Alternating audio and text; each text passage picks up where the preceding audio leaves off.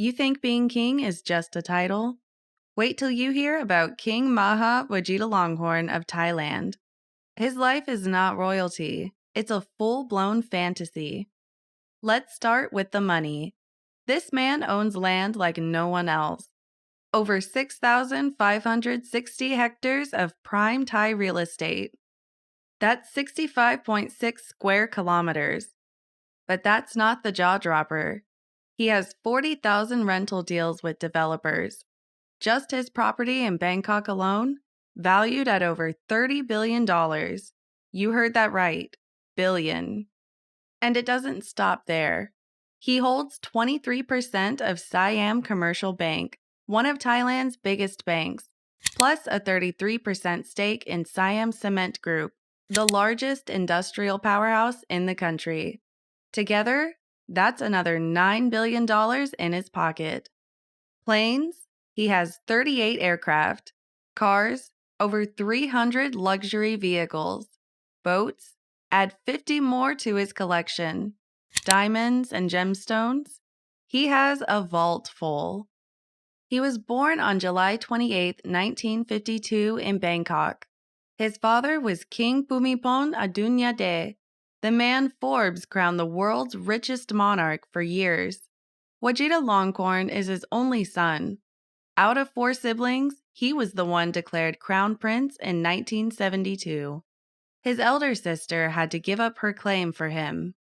His education started in Thailand, but then he was shipped off to Britain and Australia.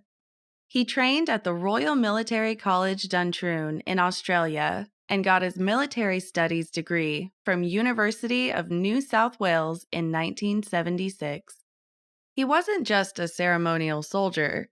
He came back, joined the Royal Thai Army, and took part in counterinsurgency missions in the 1970s. He's a trained helicopter and fighter pilot. This king doesn't sit back. He flies his own Boeing 737. Yes, the one the airlines use. He owns it. He flies it. And Vajiralongkorn himself admitted he struggled. He blamed it on his pampered upbringing inside palace walls. Even at Duntroon, one of Australia's toughest military academies, he found it hard to make the grade. But he didn't stop. He went on to receive advanced military training in Thailand, the UK, the US, and Australia. He became an officer in the Thai Armed Forces. He even became a certified fighter pilot. In 1972, his father officially made him crown prince in a grand ceremony. He was now the official heir. But people were already questioning if he was fit to be king. His younger sister, Princess Sirindhorn, was deeply involved in their father's development projects. Vajiralongkorn? Not so much. Rumors of womanizing, gambling, and shady business dealings followed him everywhere. In 1981, his own mother, Queen Sirikit, openly said her son was a bit of a Don Juan. She even joked that he preferred weekends with beautiful women over royal duties. When asked about these rumors in a rare interview in 1992, Vajiralongkorn denied any links with mafia-like figures. But the stories didn't stop. But his real rise began after 2016, when his father passed away. Thailand mourned. He didn't rush into the throne. The coronation was delayed for national mourning. Then, in May 2019, the grand ceremonies took place. 3 days of celebrations, $31 million spent, and just like that, King Vajiralongkorn became King Rama X. Now his lifestyle, let's just say normal is not in his dictionary. He's crazy about sports cars. He once shut down Bangkok streets for a 39-kilometer cycling event. His dog, Fufu, wasn't just a pet. He was an Air Chief Marshal. When Fufu passed in 2016, they held a 4-day Buddhist funeral for him. Only in Thailand. Speaking of personal life, brace yourself. His love life is one headline after another. In 1977, he married his first cousin, Soamsawali Kitiakara. But by the late 1980s, he had a mistress, actress Yuvadita Pulprasarth. After divorcing his first wife, he married Yuvadita in 1994. They had 5 children together, but things went south. In 1996, Yuvadita left for the UK with their kids. Vajiralongkorn brought his daughter back to Thailand and stripped his wife and 4 sons of their royal titles and passports. In 2001, he married Srirasmi Siwadi, but that didn't last either. They divorced in 2014. In 2014, Srirasmi was stripped of her royal title. 9 of her relatives, including her parents, were arrested for lèse-majesté, accused of abusing their royal connections. One police officer linked to the family mysteriously died in custody after falling from a window. And it didn't end there. Several people close to Vajiralongkorn faced similar accusations. A fortune teller and a police officer, both arrested in 2015, ended up dead. His personal bodyguard was stripped of rank for disobeying royal commands and threatening the monarchy by pursuing his own interests. He vanished and is believed to be dead. Yet, amidst all this, Vajiralongkorn had another companion, a former Thai Airways flight attendant named Suthita. She was made an officer of the Royal Household Guard and given the rank of Lieutenant General. Then she became his current wife, whom he married in 2019. After his father's death, he didn't just inherit the throne. He took over the Crown Property Bureau. This institution manages the royal family's properties and businesses. But King Vajiralongkorn went a step further. In 2018, he took direct control of all state properties. That move, it skyrocketed his personal wealth. Today, he owns 17,000 properties in Bangkok alone. We're talking high-end hotels, commercial buildings, and ancient palaces. His net worth? Estimated between $30 billion to $70 billion, making him the richest monarch in the world. For comparison, King Charles III of the UK sits at around $747 million. That's not even close. But being king isn't always smooth. In 2011, German authorities impounded his Boeing 737 in Munich over a 20-year-old Thai government debt of 30 million euros.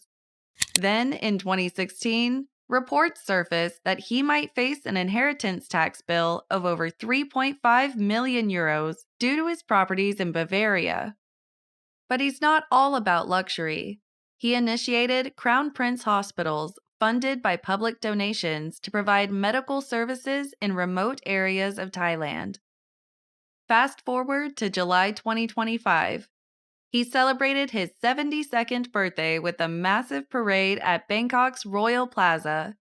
Though his birthday is on July 28th, celebrations often align with his father's commemorations. But the question on everyone's mind was, would Vajiralongkorn actually become king? Thailand has one of the strictest lèse-majesté laws in the world. Speaking against the monarchy can land you in prison. So, publicly questioning Vajiralongkorn's suitability was risky. But in private, people often wondered, could his more popular sister Sirindhorn be chosen instead? Her royal title was evaluated in 1978. The succession law was even changed to allow a female to ascend the throne if no male heir existed. But King Bhumibol never supported passing over his son. Vajiralongkorn was always going to be next in line. As his father's health declined, Vajiralongkorn started appearing more in public. He performed royal rituals on behalf of his father, slowly stepping into the spotlight. There were whispers of a business relationship between Vajiralongkorn and former Prime Minister Thaksin Shinawatra. Thaksin's party had won every election since 2001 and was seen as a threat by royalists. But after the military coup in 2014, which removed Thaksin's sister Yingluck from power, the military worked closely with Vajiralongkorn to secure his succession. They organized events like mass bicycle rides, where Vajiralongkorn and his daughters joined the public. It was a new image, more casual, more connected. When King Bhumibol passed away in 2016, Thailand was plunged into mourning. The nation grieved deeply. Vajiralongkorn delayed his formal succession, saying he wanted to join the people in mourning his father. But eventually, he took the throne. And here's where the power play becomes clear. Thailand is a constitutional monarchy, but in practice, rejecting the king's wishes is almost impossible. He also commands his own personal regiment of the Royal Guard, about 5,000 troops who answer only to him. But unlike his father, who built immense prestige over 70 years on the throne, Vajiralongkorn had to start earning respect at the age of 66. His father's legacy is his biggest shield and his biggest challenge. He presided over the elaborate funeral rituals for King Bhumibol. That moment was his chance to strengthen his image and solidify his place in Thailand's monarchy. The question that remains is, what kind of king will Vajiralongkorn be? He has had decades to watch, learn, and navigate the complex web of royal power. But the trust and reverence his father enjoyed can't be inherited. It has to be earned. And in a country where the monarchy is untouchable, yet always under the surface of public gossip, Vajiralongkorn's reign will be watched closely, silently, but relentlessly. If this look into King Vajiralongkorn's life gave you a whole new perspective on what it really means to be a monarch, don't scroll past. Hit like so more people see the side of royalty that headlines don't show. Subscribe if you want more stories where we break down power, scandal, and the people who live in a different reality. Drop a comment. Do you think King Vajiralongkorn's life is a fantasy or a ticking time bomb? Stay curious, stay sharp. I'll see you in the next one.